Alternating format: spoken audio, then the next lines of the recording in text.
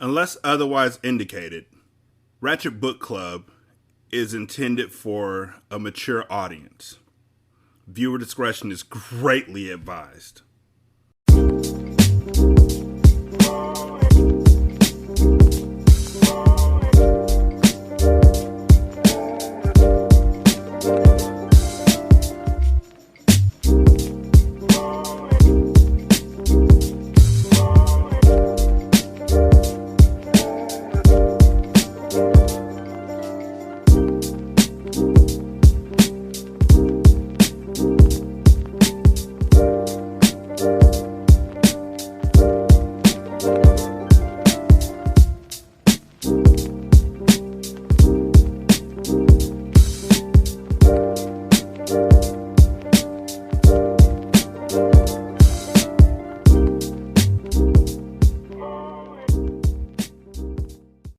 Ratchet Book Club, hood classics, good classics, Derek.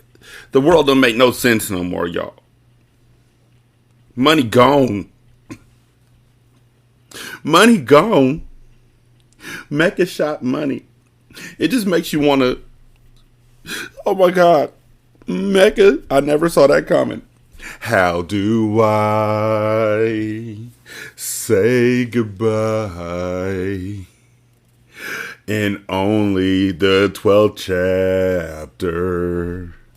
Nigga, of all the ways that this could have played out, all of them, and there's a myriad of different ways this shit could have played out. Like, for starters, that money literally never gets touched because he's not in the gangster life. This is the way they played it out. With his brother being jealous. His brother's a cheating motherfucker, but he's being jealous and possessive. And so now we're dealing with the fact that this nigga who cheated with his brother's girlfriend is gone. He was so young. He was so smart. He was so money wise. And his brother blamed the Haitians. Like, I'm still trying to figure out how they're going to play that out. He blamed the Haitians when this all happened at Lena's house. How's that going to work?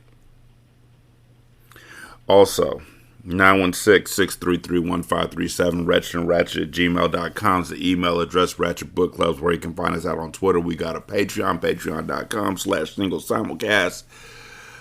You can help me buy books and buy me a coffee, /SSCast. It's too early in the book for this, man. I just woke up. Damn, money. Okay, let's go. Chapter 13. Bitch, you's a murder mama. I don't give a fuck where the coroner bag him. Robin. Bitch, are you paying attention to me? Robin threw a pillow on Mia Moore's face, snapping her out of her trance. Yeah, I'm listening. I hear you, damn. Mia Moore replied with a slight attitude as she tossed the pillow back.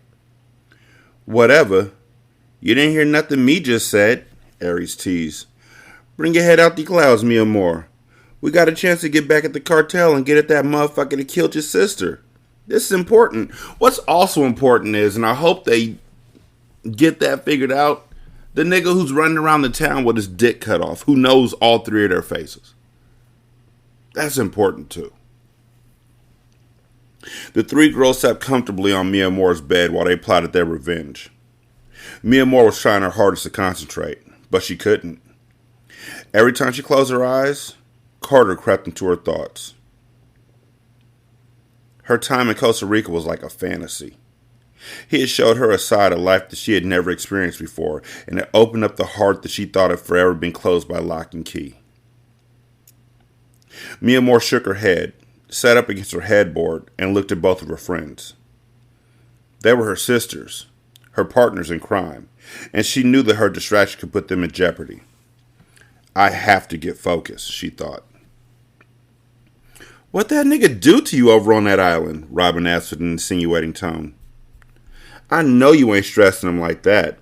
Not Mia Moore. Not the one who said niggas ain't good for shit but a broken heart. He's not like that, Mia Moore stated in Carter's defense. I know I did not just hear she say that. Aries put her hand on Mia Moore's forehead. Are you sick or something? 'Cause this ain't the same bitch I sent over to that island. Mia Moore had to laugh as she knocked Aries' hand away. I'm serious. Yo, he's not like that. I don't know. There's something about him that has me stuck. He's... You fucked him, didn't you? Robin asked. The smile that spread across Mia Moore's face revealed the answer before she could even speak. Oh, she fucked him. Was he good? 'Cause he could get it any day from me. Aries stood up and bounced her voluptuous behind up and down doing a freaky dance. I would put it on him. Mia Moore laughed as she pulled a .45 from the shoulder holster she was wearing. She removed the clip and popped a single bullet from the chamber, then pointed the pistol at her friend. Bitch, I'm gonna put this on you if you keep talking like that. Aries ignored Mia Moore's idle threats as she continued to pop her ass and hips. Whatever. I would have that fine motherfucker all up in me. Them bullets don't stop no show. Mia Moore and Robin were laughing so hard the tears are coming to their eyes. Okay. Can y'all bitches concentrate for a hot little minute while we discuss this business? Robin asked. Aries stopped dancing and sat back down on the bed, while Robin pulled the daily newspaper from her Hermes bag and spread it across the bed. You think Matisse still want the cartel job done? Robin asked. I don't know. There was a truce or something established between them, so now I'm not so sure. Mia Moore shook her head. Well, you need to call and see, because we gonna get at the boy Mecca regardless. We might as well get paid in the process. You feel me? Robin asked. Mia Moore nodded and flipped up her cell phone to dial Matisse. Matisse greeted her as soon as he answered the phone. Mia Moore, me ain't heard from you. How you doing? He knew exactly who was calling him due to his high-tech security. When he received a call, he knew your first and last name along with your current location, so she wasn't surprised. He was always on point.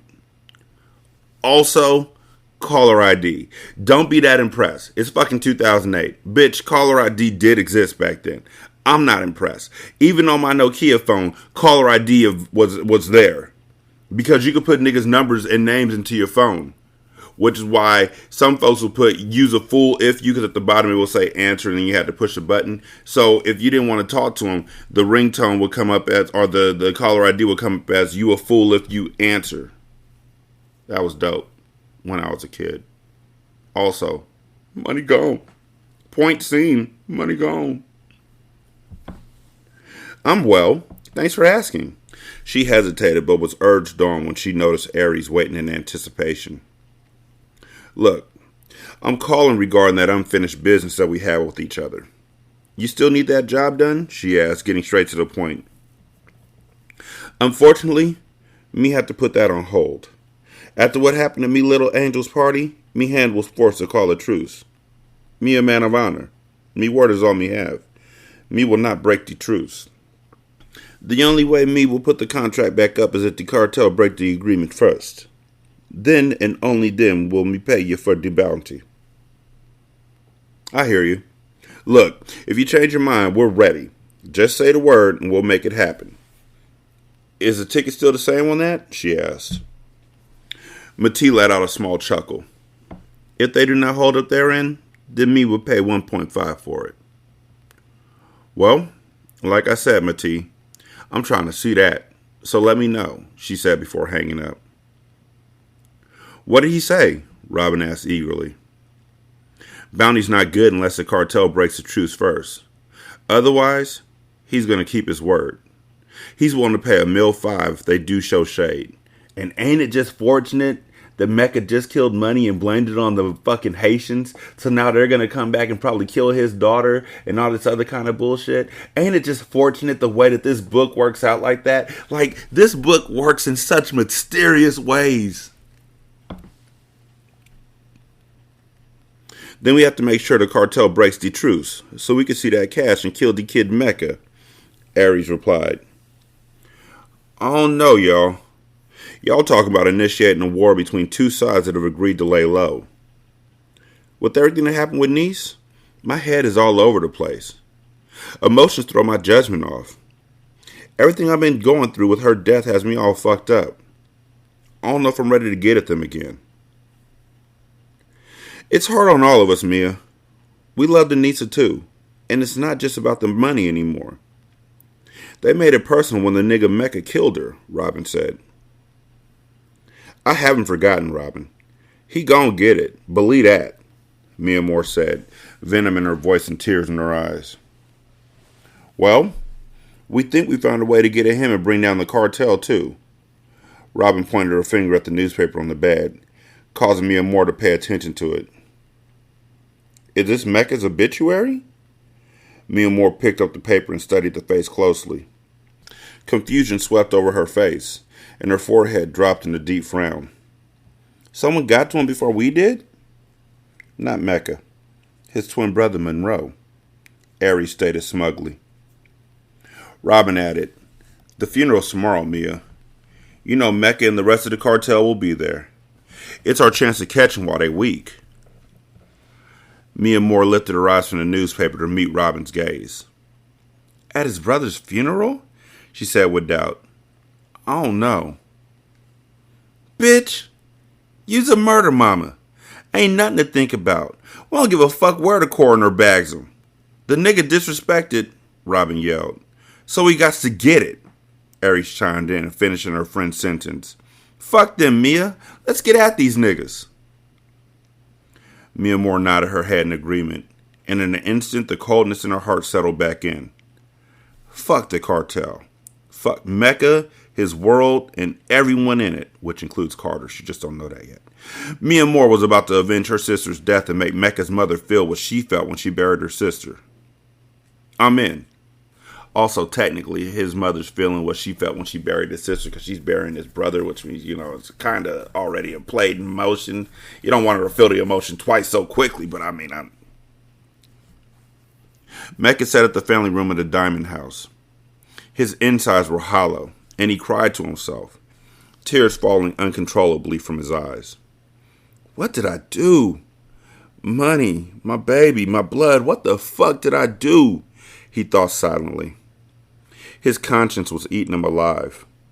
He had murdered his twin brother. They had come out of the womb together, and now the money was gone, Mecca didn't feel whole.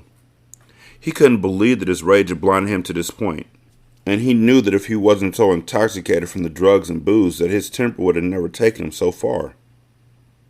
I'm so sorry, bro. I love you, baby. I love you, man. His mind was spinning, and his heart ached. This is all my fault, he cried. Mecca, this is not on you. Those Haitians are to blame for this, not you. Nobody saw this coming, Polo stated as he paced back and forth. Mecca knew that the lie he told would hold up. It was a convenient story that pointed the blame towards their beef with Matee, but seeing the anguish that he had caused his family was more than he could take. Why is this happening to us? Breeze asked. First Papa, now money. They're tearing our family apart. Her eyes were red and swollen as if she hadn't gotten sleep for days. She looked to her mother for answers. But Taryn was stricken beyond belief and couldn't open her mouth to answer. She knew that if she spoke then, her tears would leak from their confinement. She couldn't allow that to happen. Just as she had been the foundation that held her family up during her husband's funeral, she had to be strong now and perform what was once her husband's role and be the glue that held her family together. The sound of the doorbell interrupted them, and Mecca went to answer it. When he opened the door, Carter stood before him. They slapped hands, and when Carter pulled them close, they fell into a hug as Mecca cried. Young Carter was the only brother he had left. The only other male in the Diamond family he could call on. He was family, and all they had was each other. I'm sorry, fam, Mecca sobbed. Holding his brother and hearing him break down caused tears to come to Carter's eyes. It's all right, fam. Let it out, baby. Let it out. Carter whispered as he pulled Mecca's head into his chest as if he was his little nigga. Mecca was always so boisterous, so hard. Now his spirit was half gone. He was getting ready to bury a part of himself, and he knew that when Money's casket hit the dirt, his heart would too. His twin brother was gone, and Carter had no idea that Monroe's death had been at the hands of Mecca himself. Polo stepped into the foyer, but when he witnessed the two men united as brothers, he paused. He didn't want to interrupt their moment. "He was my brother, man. My baby," Mecca sobbed. Carter and Mecca released one another. They stood there face to face, and for the first time, there wasn't even the slightest bit of animosity between them. This is like when that nigga from Agents of S.H.I.E.L.D. died in the Avengers, and so all of a sudden, then Tony Stark and Captain America weren't fighting anymore because they had a common cause to believe in, but then that nigga came back to life later on and just thought he was in Tahiti or something. It's like that. When Polo cleared his throat, they turned around to face him. "We need to talk. In the kitchen," he said.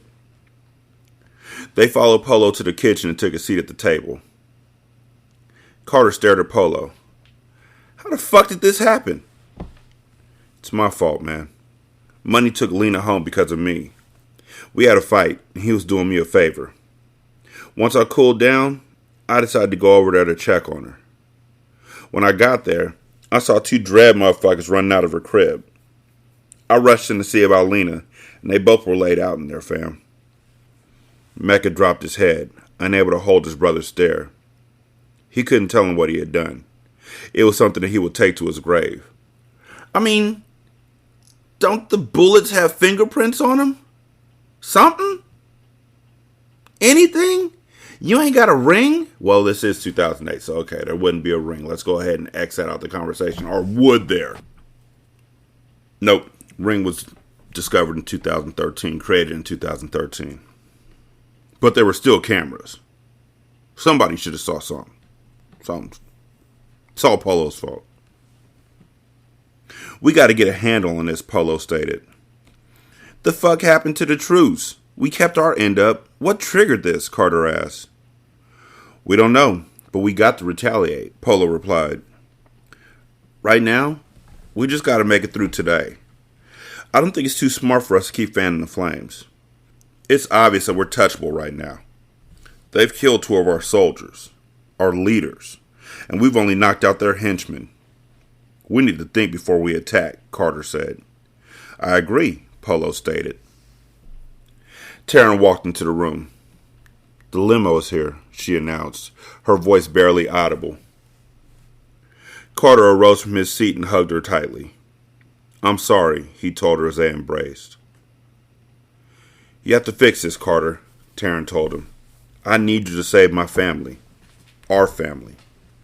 Keep Breeze and Mecca safe. I don't know how much more of this I could take." Carter nodded. "I will. I promise." Polo escorted Taryn to the car, and Breeze held on to Carter's arm for dear life as they followed behind. She cried softly. It was almost time for the funeral to begin. "Look, when we walk in this motherfucker, we go straight to the front of the church. Mecca will be sitting on the front pew, so that's the easiest way to hit." Fuck! Seriously? This is another one of those things where there's no divide, no nothing. I'm just reading like they talking like this the family dividing how the fuck they gonna go to a funeral. The fuck? Fuck! Look, when we walk in this motherfucker, we go straight to the front of the church.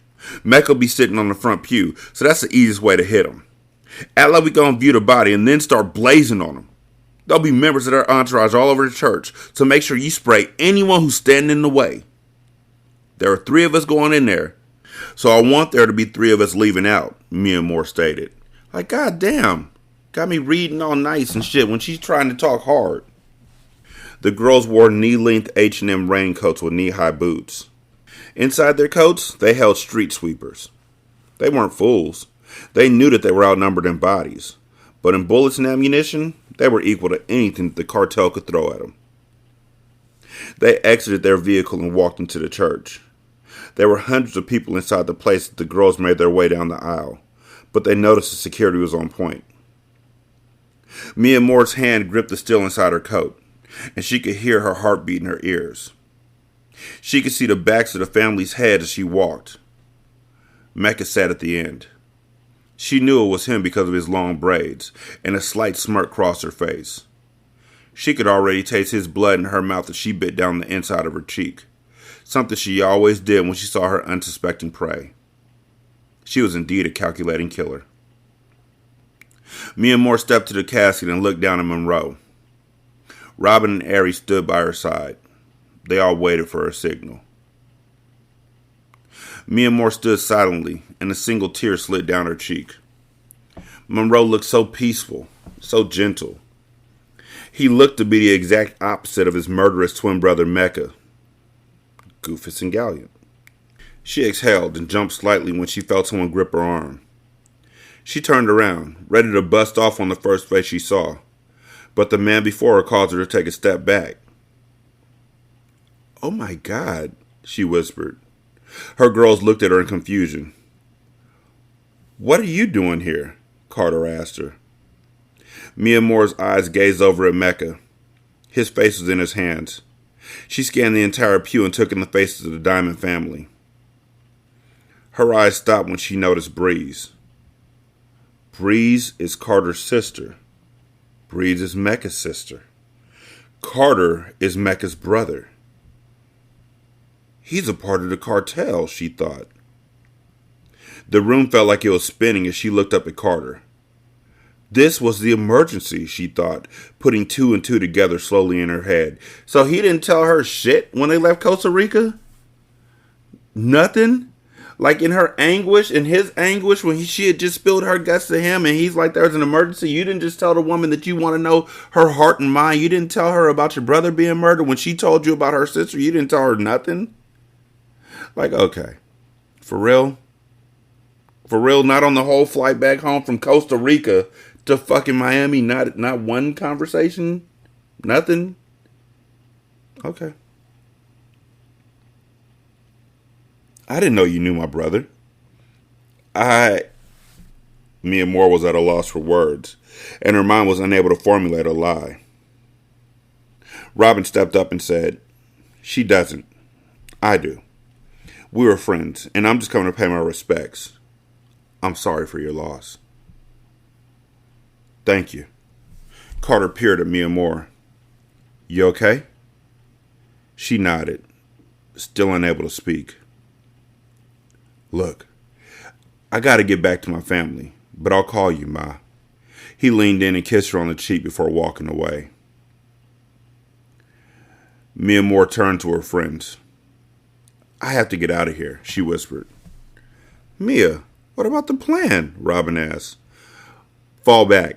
I can't do this right now." "But Mia Moore," Aries interjected. "I said fall the fuck back." Mia Moore walked out of the church and almost ran to her car. When she got inside, her head fell to the steering wheel in defeat. "He's his brother," she said aloud. "He's a part of the cartel." Robin and Aries exchanged glances. They knew that Mia Moore was feeling Carter. She had broken her number one rule and had gotten emotionally involved. "Mia Moore, fuck him. He's one of them. Let's go back in there and do what we can to do," Robin stated. Aries looked sympathetically at her friend, but kept quiet. "I can't, Robin. It's not that simple." "It is that simple. You gonna choose him over Anissa? Someone has to pay for what Mecca did to her." "Robin, shut the fuck up, okay? That's she sister you talking about," Aries said in Mia Moore's defense. "I thought she forgot," Robin said smartly, her arms folded across her chest. "Bitch, shut the fuck up talking. It's your fucking problem. You talk too fucking much. I can't even hear myself think. I know what the fuck I have to do. I was there, Robin. I know, okay? I just can't do this right now," Mia Moore said as she started her car and drove away. She dropped her girls off at the apartment that they shared. The car ride there was filled with silence and tension. "We're going to make that money, so don't think this is over. It's us versus them, Mia. He's the enemy," Robin stated before she got out the car, slamming the door behind her. Aries looked back at her friend, who was staring straight ahead, looking at the road. "Do you love him, Mia?" "No," she quickly answered. Her heart fluttered when the word left her lips, letting her know that her body knew better. She closed her eyes, and Anissa's face popped into her mind. She slowly opened them and breathed deep. I'm going to kill him and everybody he loves. Ari stepped out of the car and, well, you just missed that opportunity. I just want to throw that out there real fucking fast. Like you literally missed that opportunity. Ari stepped out of the car and watched Mia Moore as she drove away. She looked up at Robin, who was standing on the stairs of their building. Did you have to be so fucking rude? Get she a break, Robin. Damn. You know she in a fucked up situation, Ari stated. You lucky I not she, 'cause I would have beat your ass first and made up with you later. Aries and Robin walked into their building arguing, both knowing that there would never be any real beef between them. Mia Moore drove around the city for 2 hours trying to make sense out of her dilemma. Instinctively, she found herself driving towards the cemetery. She had to talk to her sister. When she made it there, she saw the same crowd of people that she had seen at Money's funeral. She knew that they were there to bury his body next to his father's, the infamous Carter Diamond, founder of the cartel. She didn't care, though. She still parked her car and walked over to her sister's grave. She knelt down and cried. Anissa, he's Mecca's brother, she said as she touched her sister's headstone. She closed her eyes. He's a brother of the man who killed you. I miss you so much. I promise you that I'm not going to forget what he did to you. I'm going to kill him. I swear on everything I love. Thoughts of Carter filled her head, but she quickly replaced them with her sister's face. Why is this so hard? It just is, a voice behind her said. Startled, she stood to her feet and turned around. Carter stood there in a black Sean John suit, his hands tucked away in his pockets, and his muscular physique hung his linens well. His eyes were red as they gazed down at her tear-stained face. It's always hard when you lose someone you love, he said. Mia Moore didn't respond. She had so much hate for him and his family in her heart. Her sister was underneath her feet at this very moment because of what Carter stood for. He reached for her, but she pulled away slightly. Don't, she whispered. He didn't listen and stepped closer to her. She wanted to run from him. He was the only person she had ever encountered who intimidated her, and she despised him because of it. He's a part of the cartel. I slept with this man. I kissed him and let him explore me. I opened up my mind and body to him. I was willing to give him my heart, and he's Mecca's brother, she thought painfully. He put his arms around her waist and pulled her near, even though she still tried to resist. I wish I could have met her, he said as he pulled out a handkerchief and wiped away her tears. His touch was so gentle, so loving. He was perfect. You love her so much. I can see it in your eyes that you're hurting. Don't talk about her, she replied in a whisper. She didn't want him to speak Anissa's name. He had no right to. I want to be here for you, Mia. I want you to be here for me. I didn't know how I was going to make it through today until I saw you at the church. Seeing your face did more for me than you know.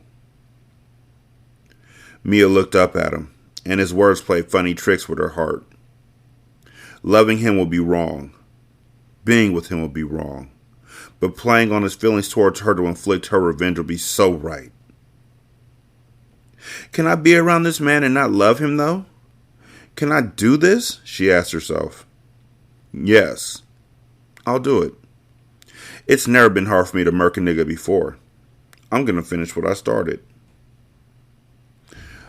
I'm sorry about your family, she said sincerely as she reached up and wrapped her arms around his neck. I'm so sorry, Carter. Carter thought that she was apologizing out of respect for Monroe. What he didn't know was that she was apologizing for the death and pain that she was about to cause his family. She was going to become his only weakness and then use it against him. He didn't know it yet, but he was going to contribute to his family's demise. I honestly figured that it was going to happen when, she met the family or something like that. I didn't expect all this to lead up to that, but we saw this coming. Well, I saw it coming because, I do this, but I'm sure y'all saw it coming too. Like, I'm going to give you your props. Did you, though? I hope you did. You've been rocking with me this long. I know you did. Faithful listeners, I know you did.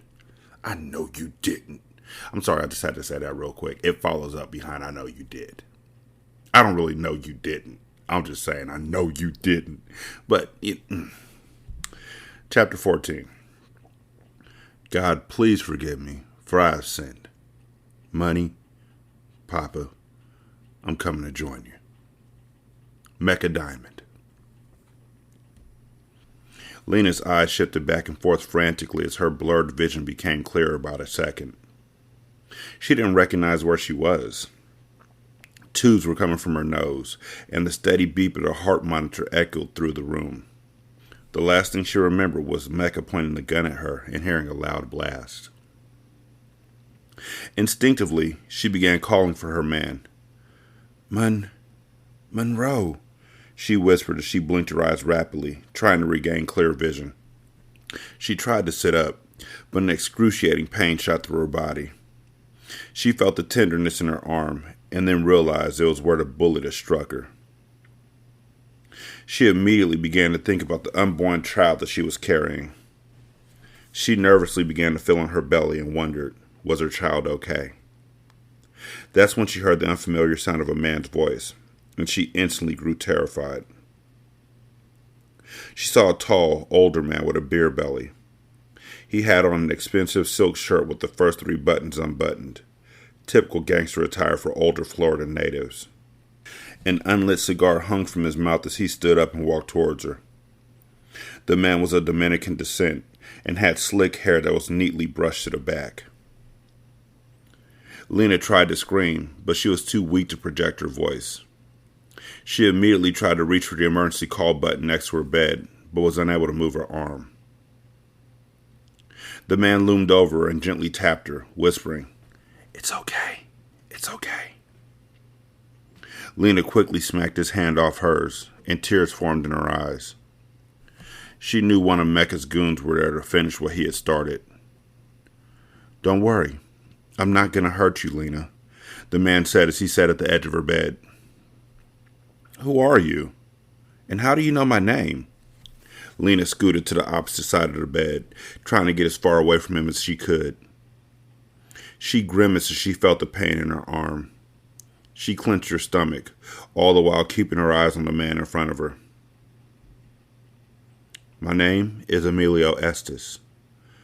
Monroe was my grandson," he said as he dropped his head, noticeably saddened. "Was? What do you mean, was? Where's money?" Lena's face frowned up. "He didn't make it. He's gone." Estes stood up and wiped a tear that threatened to fall. The thought of Monroe's death made him weak. He quickly regained his composure and stared into the eyes of the woman who had birthed his great-grandchild. He had been through her throughout the entire time she was in a coma. When he got to Lena's house on the night of the shooting, he was the first to discover that the Haitians had left Lena alive and that she was carrying a child. He arranged for Lena's status to be kept a secret and got her moved to the top floor of the hospital, where they usually admitted celebrities and people of prestige. The doctors told him that the baby would be fine, and he was determined to make sure Lena would be taken care of until she delivered his first great-grandchild. Lena stared aimlessly in complete shock. The words that left Estes' mouth sent a dart straight to her heart. "He's gone? No, he can't be," Lena said as her voice began to shake. Her whole world had just crumbled, knowing that the only man she ever loved was gone. "His funeral was a couple days ago." "Sorry, sweetheart," Estes said as he stepped closer to the bed. Heartbroken, Lena broke down in tears and cried like a child. Estes put his hand on her hair, slowly stroking it to comfort her. She gripped her stomach, remembering that she was carrying Monroe's child. Fear sunk in as she wondered if her baby was okay. It was the only piece of Monroe she had left. Estes noticed a sudden look of worry on her face. "The baby's fine, Lena," he said. Lena took a deep breath and buried her face into her hands. "Thank God. Thank God my child is safe," she whispered as she continued to cry a river. "You know, before the coma, we're gonna call that BC. You know, not sacrilegiously, not before Christ, just before coma, BC. So,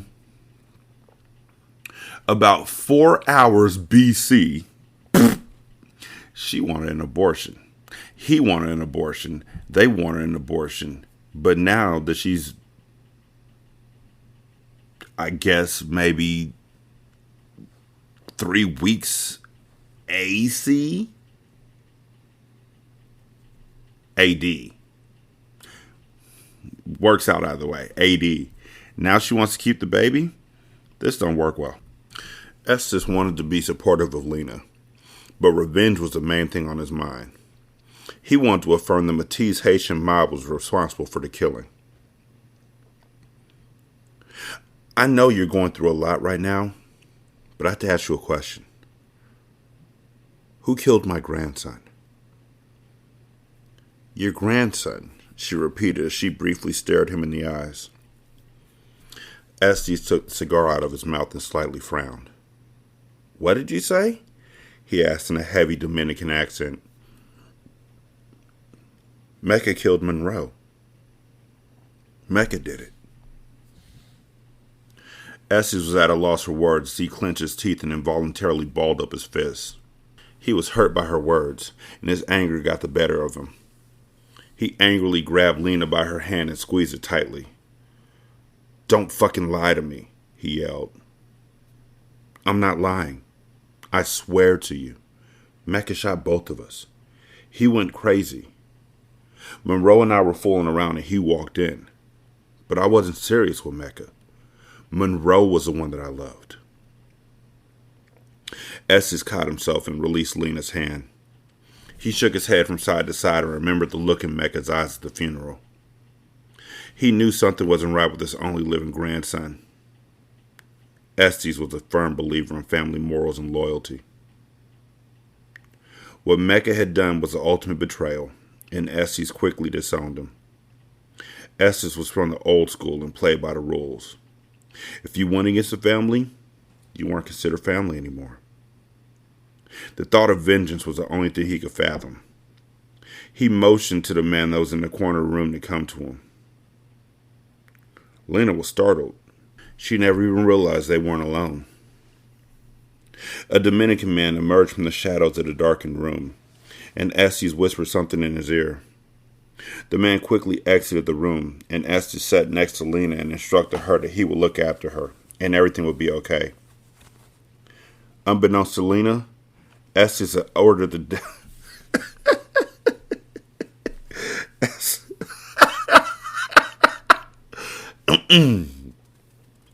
Unbeknownst to Lena, Estes had ordered the death of his only remaining grandson, Mecca. Mecca sniffed a long line of cocaine. They're doing it again. Mecca sniffed a long line of cocaine, using his nostrils like a Hoover vacuum. His hair was unbraided and wild all over his head, giving him the look of a crazed man. He quickly jerked his head back so his nose wouldn't run. He stared at the items on the table: a bottle of Remy Martin, 2 Desert Eagle handguns, and a bowl of pure coke. He had already sniffed 2 grams and was high out of his mind. He reached over to his end table to grab the picture of himself, Money, and their father. It was a picture that had been taken when they were little boys, both of them sitting shirtless on their father's lap. He remembered that day and smiled. That smile quickly turned into a saddened expression, which was then followed by tears. He was deeply remorseful for his actions and continued to shed silent tears as he picked up the bottle and took a big gulp of liquor and then another line of blow. "I'm sorry, Money. I'm so sorry, bro. he said as he broke down crying hysterically. I love you, man, he whispered as he stood up, almost falling back down. He looked around his tri-level condominium that overlooked the sands of Miami's coastline. He staggered over to his balcony with the bottle in one hand and the picture in the other. He forcefully pushed open the door and stumbled out. He looked into the sky as the moonlight shined down on him. He felt worthless, like he was a scum of the earth. He took another swig of the drink and threw the bottle off the balcony and watched it land in the Olympic-sized pool below. His condo was 3 stories above ground, and as he glanced down, the mixture of liquor, height, and cocaine caused him to become disoriented. He looked at the picture again and kissed it. He remembered back when he was innocent and untainted by life's ills. He wished he could start back over and have his life back with his father and brother. But now both of them were gone. Mecca took off his Timberland boots and carefully climbed on top of the railing. He took off his shirt, exposing his definitive tattoo to cover chest and arms. He closed his eyes and spread his arms out like an eagle soaring in free air. God, forgive me for I have sinned. Money, Papa, I'm coming to join you, he said as he prepared to jump to his death. Before he took the leap, he heard a stampede of feet coming from beneath him. He opened his eyes and glanced down and couldn't believe his eyes. Am I drunk? He asked himself as he saw at least 15 men of Dominican descent creeping into his first floor patio door, all of them carrying assault rifles or handguns. Okay, this is me. So there's this movie, came out in the 80s. I don't know if y'all have heard of it, called Scarface. Where right after Scarface kills Manny for fucking around with his sister because Scarface had this nasty, like, nobody else can touch my sister sort of shit going on with his sister, which was really weird throughout the entire fucking movie. But after he catches Manny and finds out that Manny and his sister were married, he shoots Manny and kills him. And then he's feeling all bad about it. He's crying about how much he missed Manny and all that kind of shit. And he's taking lines of cocaine, like he's snorting up entire mountains of cocaine and drinking and talking about looking at pictures of him and Manny. And then his sister comes in and she tries to shoot him, or she shoots him. And then she gets shot, and so he sniffs up more cocaine, and he's crying, and he sees all these Dominican men. No, they were Cuban. Were they? They were something. Anyways, he sees all them running up into his house, and he pulls out the gun, and he does the whole, say hello to my little friend. Favorite part of the movie. Like, seriously, one of the top 10 best end scenes ever in a movie. Same thing's happening here. Mecca knew who sent them. His own grandfather. He had seen those same goons wipe out other crews while growing up. Mecca instantly grew enraged. His pride was still intact, and he figured if he was going out, it would be with a bang. Mecca hopped off why the fuck didn't they just shoot him? Like, didn't they hear him screaming drunkenly on the rail? Like, just aim your gun up and shoot. Target practice. Mecca hopped off the rails and stepped back into the house. He walked over to the table and grabbed both of his guns. He then dipped his entire face into the cocaine bowl and took a deep sniff, just like Scarface. Cocaine was all over his face as he rose up with bloodshot red eyes. He walked over to the radio, and the sounds of Tupac blared out of the speakers. He turned the volume up as high as he could, so the intruders didn't have to guess which part of the house he was in. Come on, motherfuckers, Mecca yelled. He pounded his chest just before breaking the bulbs in the big lamp that lit the room up. He wanted to kill every single man who came for him. He was about to set that motherfucker off. Mecca ran to the corner of the spacious room and kneeled behind the couch and cocked both of his guns. Y'all trying to come in my home and get me? Do y'all know who the fuck I am? Huh? He yelled over the couch as 4 men ran into the room and positioned themselves. If he calls these motherfuckers cockroaches or says, say hello to my little friend, I'm going to keep reading the book. But I'm not going to be happy about it. This is way too just... I know y'all have seen Scarface. Mecca's body was sweating profusely because of the drugs and his anxiousness. He was ready to get it popping. He rose up blasting, shooting anything that was moving. The sound of Estes' henchman's assault rifle filled the air as they tried their best to take Mecca's head off. Mecca, even though he was high as a kite, aimed with a marksman's precision, picking them off one by one. He ducked behind the couch briefly for cover and then emerged blasting. Busting his gun was like second nature to him, and he began to kill the men in the room. Before he knew it, he was the only one left standing. When he heard the sounds of feet coming up the stairs, though, he realized he had no chance against the army. A man ran through the door, and Mecca rolled across the floor and fired his gun at him, but nothing came out. He was out of bullets. Mecca rushed for him, but the man popped him in the shoulder. But that didn't stop Mecca. He ran and struck the man across the face, causing him to drop his gun. Mecca then began to beat the man to a pulp. Swollen to twice its normal size, the man's face became like a bloody stew as Mecca pounded the man with his gun. That's when the others came up the stairs, and Mecca caught another bullet to the midsection. "Ah!" he screamed as the burning hot bullet ripped through his torso. Mecca fell on his back in pain and saw another man coming for him. The room was dim, so the man couldn't see Mecca clearly and began firing aimlessly. Mecca grabbed the dead man's gun and fired a bullet through the man's head, dropping him on contact, and the rest of the goons came in blasting. Mecca then struggled to his feet and ran full speed towards the balcony. With bullets whizzing by his head and body, he thought he had no choice, so he leapt. I'm sure that if I read this in a normal book, these people changes would be easier. It's just because it's on the Kindle, right? They didn't write it like this. It's just the way that this turned out. I'm going to have to go to the library and see, because I need to know. I need to know. I need to know. Tell me, baby, sorry. I'm just stalling because everything's going to be okay, young Carter said as he consoled Taryn. I'm going to find him. Taryn had been worried all night about her only remaining son. I guess technically he is her only remaining. Okay. She had gotten the news from her father that he would be killed. She knew the rules to the game. Damn. Her dad called her and said, "I'm murdering your son." Hey, what's going on? Nothing, chilling. Hey, can I talk to your mom? Hey, daughter, what's up? Yeah, I'm good. You? For real, you cooking? What you cooking? Fried chicken. You doing it with the garlic and the soy? Oh, yeah, that's dope. Hey, check this out. I'm murdering your son.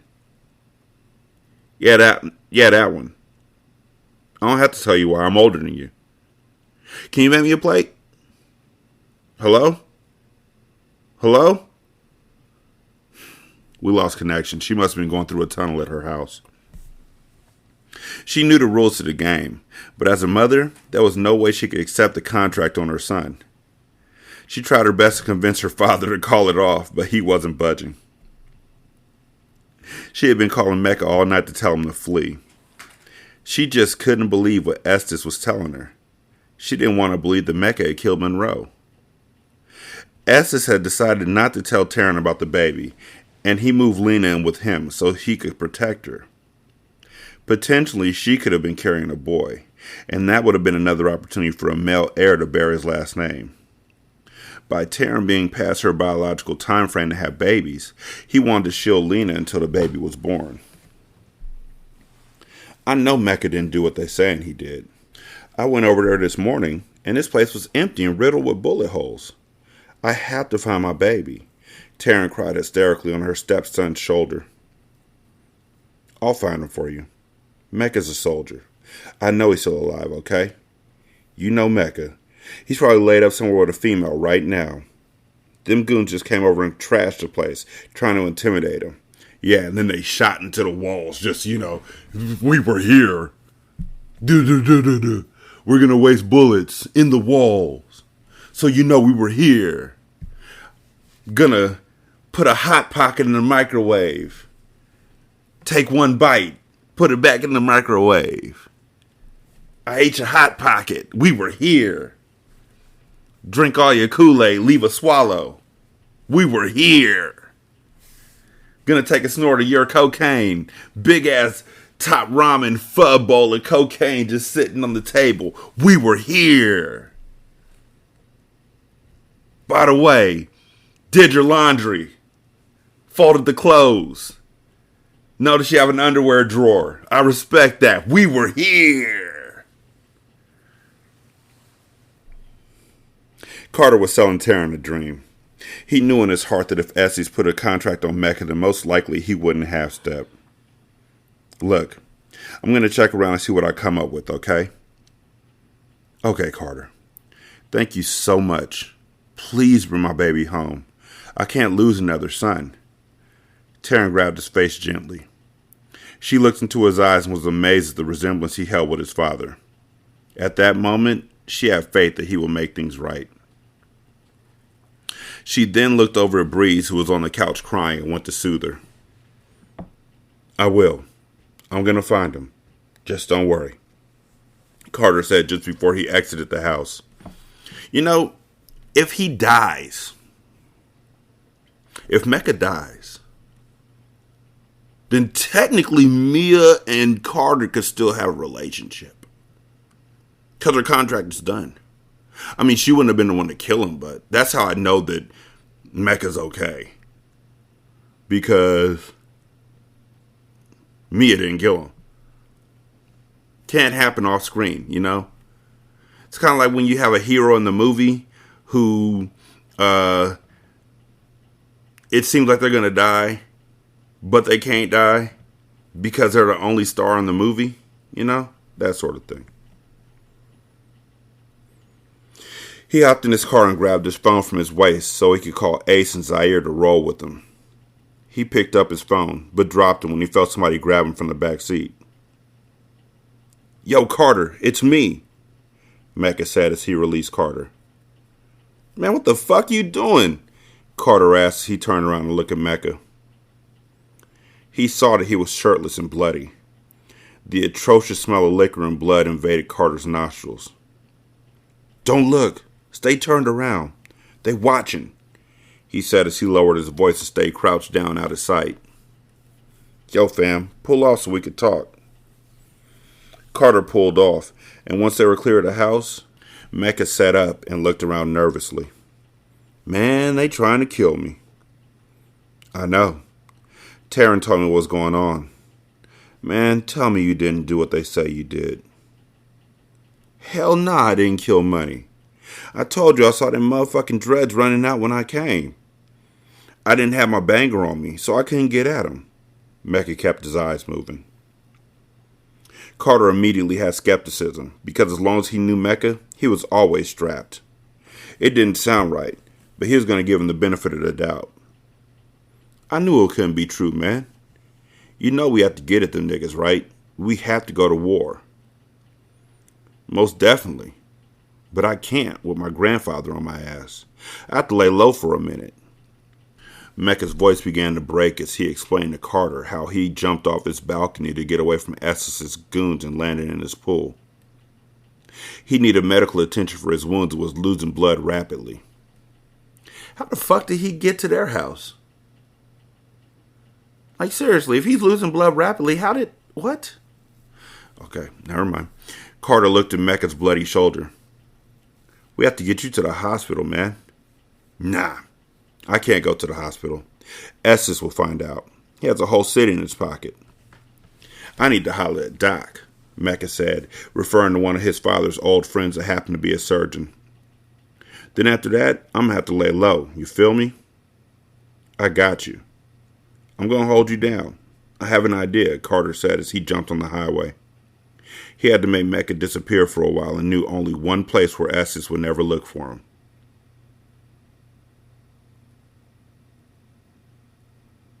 Yeah, I gave that quiet moment so you could have in your head the thought. That was kind of like Dora the Explorer. I know you all said Flint, Michigan, but he's actually going to send him to Flint. Like, I really don't have anything. I don't. I could have said fucking Puyallup, Washington, but what the fuck sense would that have made in this storyline? Seriously. Also, this is all Polo's fault. Also, are they literally just going to say young Carter once per chapter for no reason and just go back to Carter? It throws me off. Still sick of it. Just gets on my nerves. 916-633-1537. wretched@gmail.com. This nigga going out looking like G Money mixed with Scarface. This whole thing's bullshit, but I'm loving this book. Ratchet Book Club on Twitter. Leave a review on Podchaser, Apple Podcasts, Castbox, Stitcher, wherever. Just let me know where you left it at so I can find it. Tell your friends about the show. I'm dope. I deserve it. Patreon.com/singlesimulcast. Buymeacoffee.com/sscast. Yeah. Thank y'all so much for listening. We greatly appreciate it. Y'all be good. I'm going to holler at you later. Peace.